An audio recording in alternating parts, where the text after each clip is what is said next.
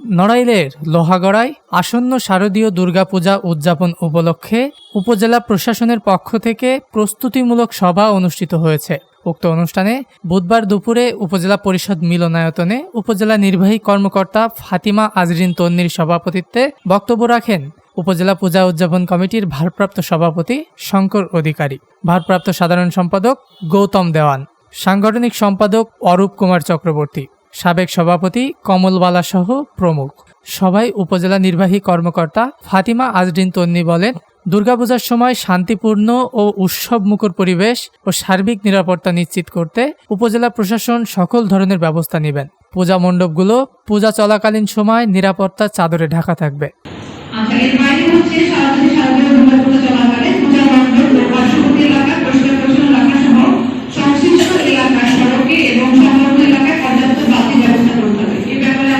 এদিকে সেনাবাহিনী পূজা মণ্ডপের নিরাপত্তা নিশ্চিত করতে স্থানীয় প্রশাসনের সাথে সার্বক্ষণিক কাজ করবেন বলে জানিয়েছেন লোহাগড়া সেনা ক্যাম্পের commander captain Akibul Alam.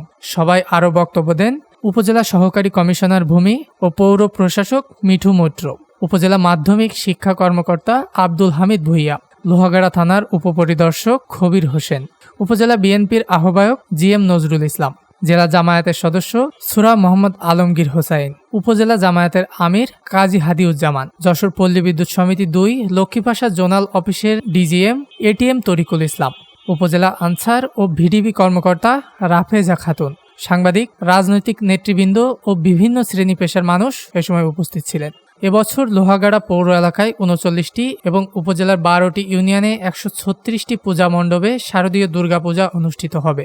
Desk news, দৈনিক রানার।